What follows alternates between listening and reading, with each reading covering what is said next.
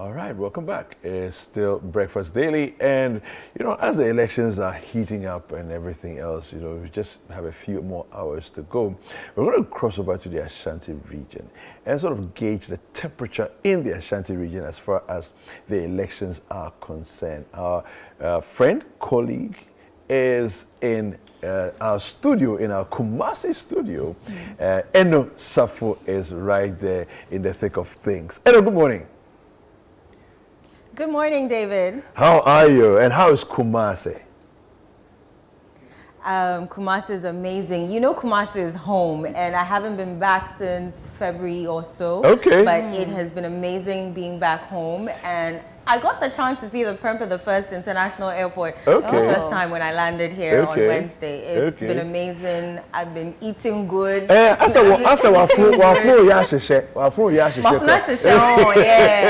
been what? Just 2 days? Just 2 days away. Wow. You've been 2 days away. I tell you. So what's the atmosphere How are you like? guys doing? How's Accra? Oh, Accra is okay. Accra is okay. I mean, we're excited about tomorrow. The energy yesterday was very palpable on both sides of the. Yes, I saw that. Yeah. They even defied the rains. Yes. Exactly. Join in the rallies. Yeah. Oh, it was amazing. It was amazing. I also like the fact that there were no recorded incidents of violence. Yeah, that's pretty amazing, wasn't it? In their respective places. Yeah, absolutely. Yeah. All right, well, it's your turn to tell us what's happening in Ashanti region, and you can take over and walk us through give us a feeling of Osekrom in Ashanti region. Right, so this is your election bureau. You can join us for the coverage of the 2024 elections right here. My name is Eno Safo, and I'm coming to you live from ChannelOne studios here in Asokwa in the Ashanti region.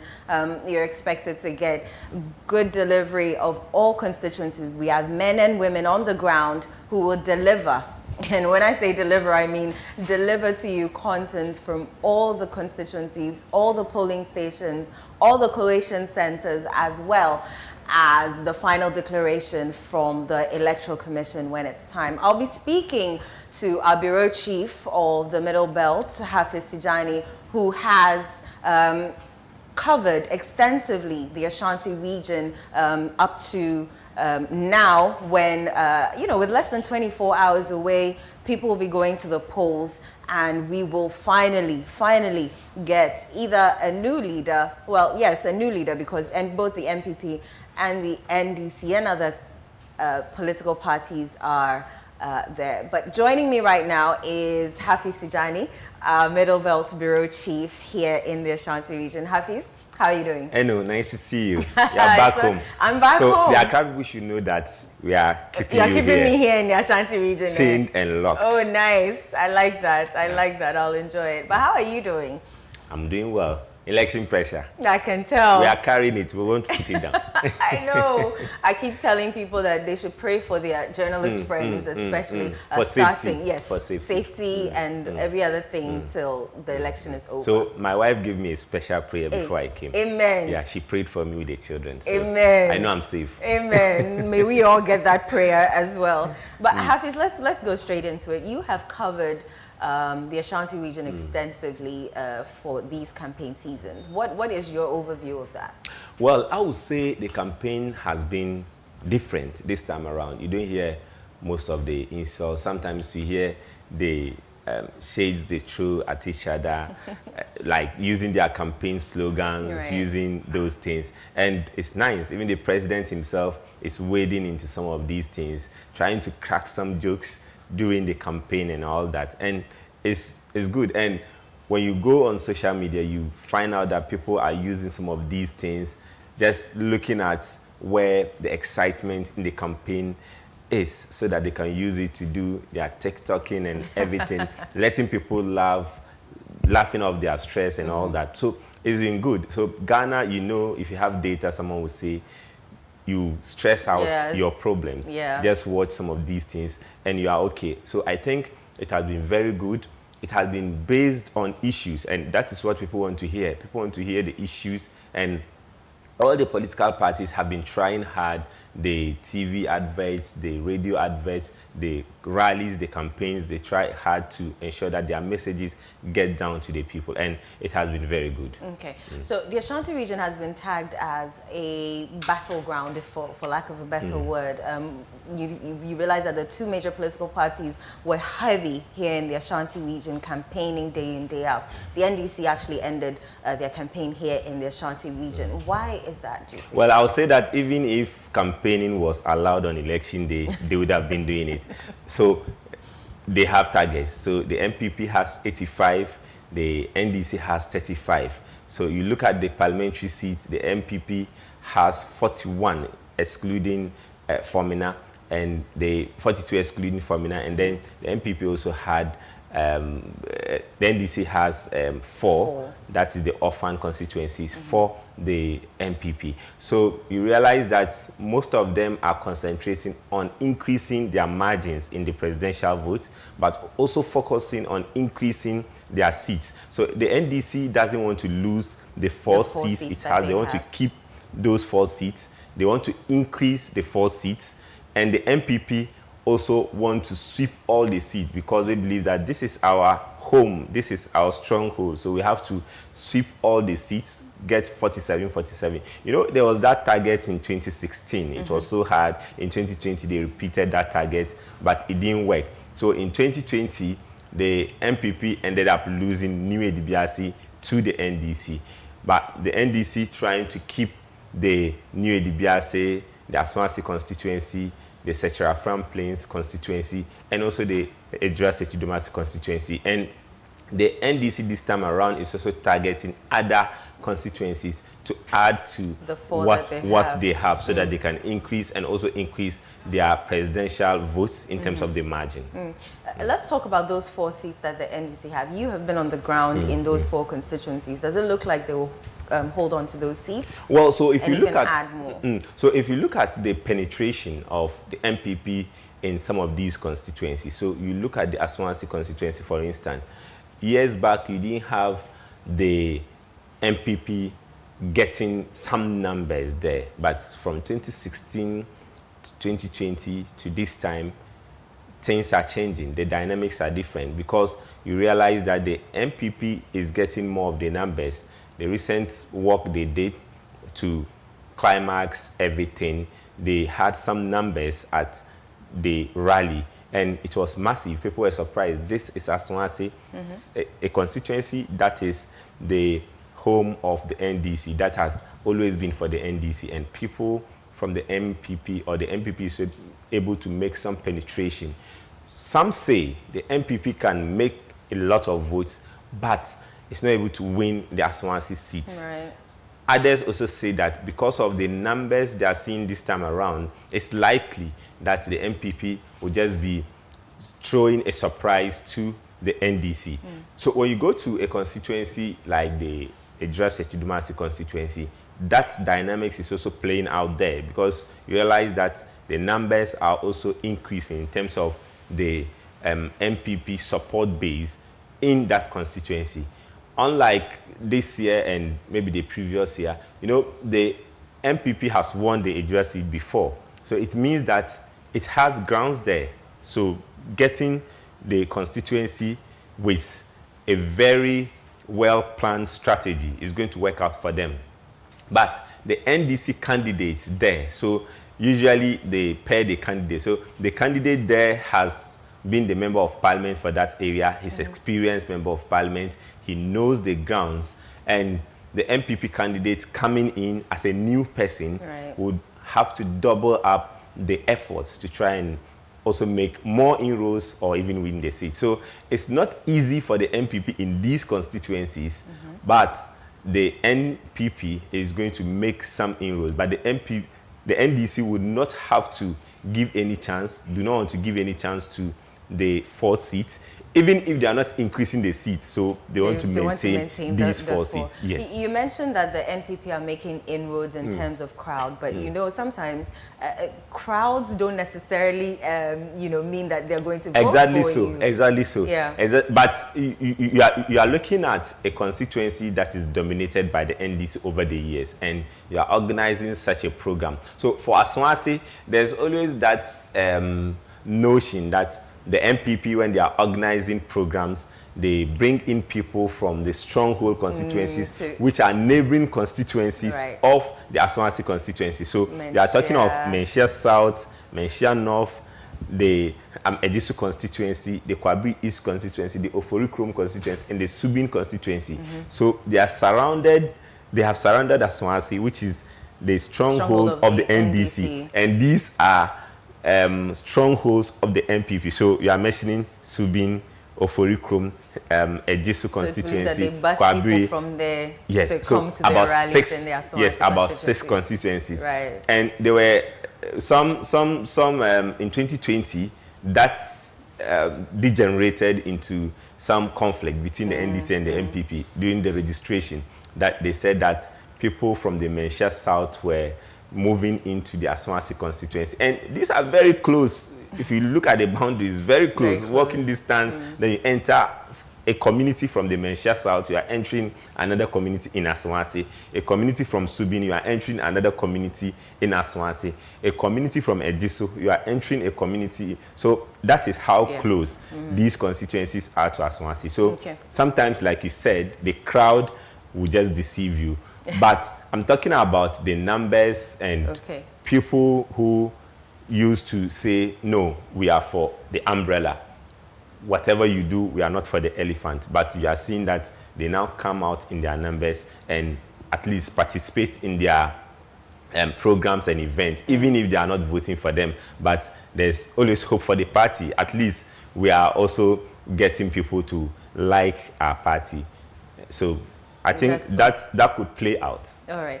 Let's talk about voters in the Ashanti region. How are they receiving the messages from the various political parties? Well, it has been divided.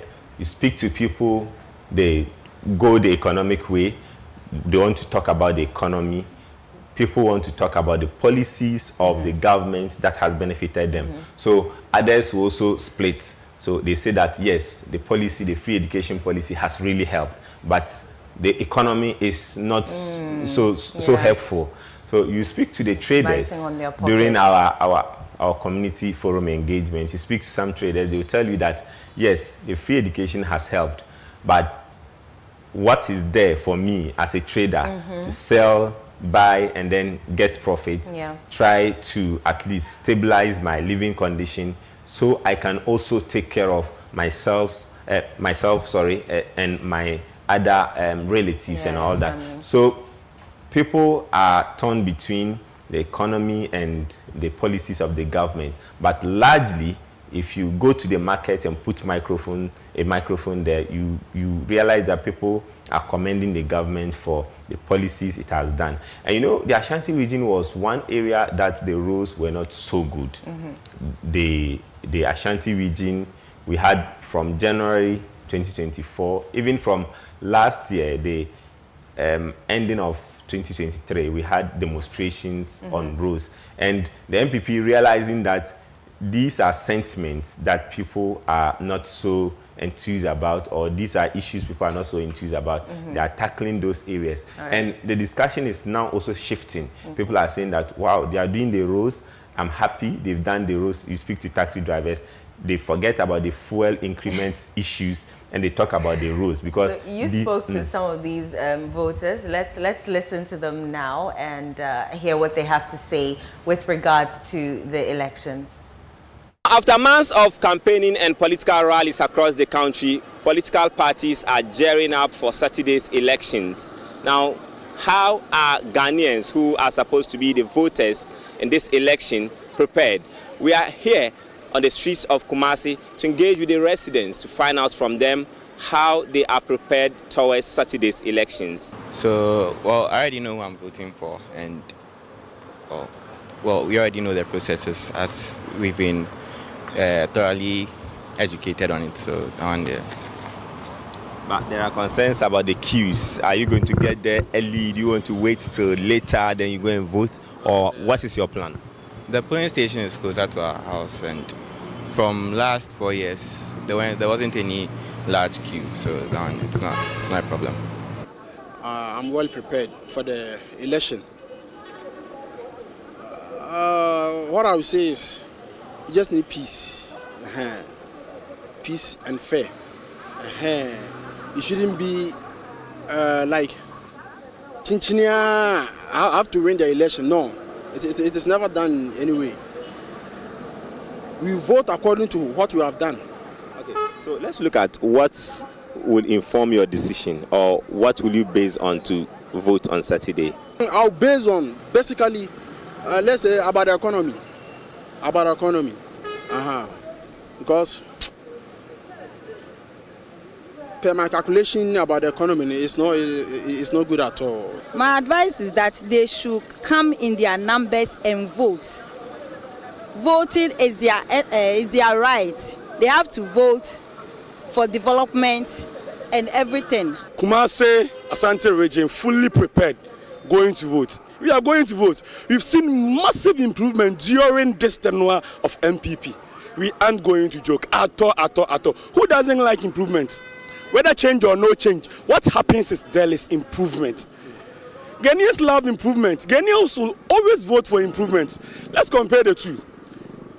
NDC, NPP. We've seen a lot. The two major political parties in the Ashanti region, the NDC and the NPP, are wrapping up with their activities ahead of Saturday's election. But they have been raising some concerns and making some projections for their parties. The other issue that we observed during the special voting was the suspicious behavior of the district director of the Electoral Commission at Kwadaso. The EC dispatched the DVDs from Accra with the firm instruction that all these materials are supposed to be kept at the armory of the police station. So in the instance of Kwadaso, it was supposed to be kept either at the Sofolai police station or the Patase police depot. Strangely enough, the district officer or the district EC boss for Kwadaso took the biometric devices home for 3 hours and later called us to come so that we can all take the BVDs to the police station. We have lodged a complaint at the Sofolai police station as well as the district EC office that we believe those ballots, those BVDs have been tampered with, and we expect the BVD to be re-examined to ensure that no foreign content has been imposed thereon. The NPP is all set, and I repeat, the NPP is all set to upset the NDC in the middle belt. The seats in the middle belt that is coming to the NPP is 15, plus or minus 3. I only share one with you, which is one of the indicators of the success of the campaign of the NPP and the fact that we're going to win. And that is the backyard constituencies of the national chairman of the NDC. And that is time. We are taking time from the NDC. And it's one of the indicators of the success of the middle belt and the success of the campaign of the NPP. The remaining 4, we will hold it dear to our chest, and I will not disclose. I've been so generous to disclose 1. And if General Mosquito is battle ready, let's meet on the battlefield in time. Now, scores of people from across the region are traveling to their various constituencies to take part in Saturday's elections, both the major terminals and temporary ones that have been created like this one. People are coming here to get the buses to travel here at the Afunkwanta area. These are headquarters and scrap metal dealers who are traveling back to their respective regions and constituencies in the northern part of the country. But they were left stranded on Thursday because the buses were not available. The election is very important to us because looking at the promises that NPP made to Ghanaians, they've disappointed every Ghanaian in this country. Was one village, one dam. We don't know that we're going to benefit from it, but none of it is existing. $1 million, none have received anything like that. And hosted that they promised they will build for Kayai. Up to date, we've not seen anything like that. So we want to go back and vote wisely so that NDC can come to power and make the country great again. Down with me, we want to go and support our MP, Honorable Habib. He do a lot of things, so that's why I want to go and support him. Many MPs, in that area and he didn't done anything.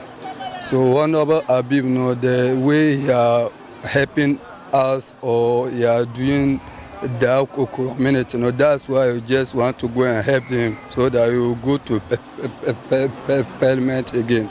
So we just waiting for cars now. You see, he want to bring cars in the week coming. So we are waiting for them to come. That's why we're here now. Residents of the Ashanti region say they are prepared for the Saturday's elections. Hafiz Tijani for ChannelOne TV. So you heard Ashanti voters on the key things that they'll be looking out for when they're voting. Hafiz, let's briefly wrap this up. What key constituencies should we be looking out for, and what is our coverage here in the Ashanti region looking like? Okay, so first off, I'll say with the NPP, I'll be looking at the Menchia South. Menchia South because the vice presidential candidate is from that area, and he has made the target of the 85%. So Menchia South will be leading the NPP in terms of achieving this target. And the NPP is looking at the whole 47 constituencies because that is their stronghold. They want to make inroads to get this 85%. But the NDC, they are looking at these 4 orphan constituencies for the NPP, and they would want to increase some margins and also increase the parliamentary seats. Other key constituencies? Yeah, so the key constituencies, the Aswansi, the Ejura, the Offensive North constituency, and the Asante Akim North because of an independent candidate, and Bekwai constituencies. All right. Hafiz Tijani, thank you very much for joining me on Breakfast Daily. This is our extensive coverage of the Ashanti region. Join us for the election coverage and join us with a conversation and the hashtag Ghana Polls 2024, hashtag City Verify, hashtag Election Bureau. My name is Eno Safo. Many thanks for joining us.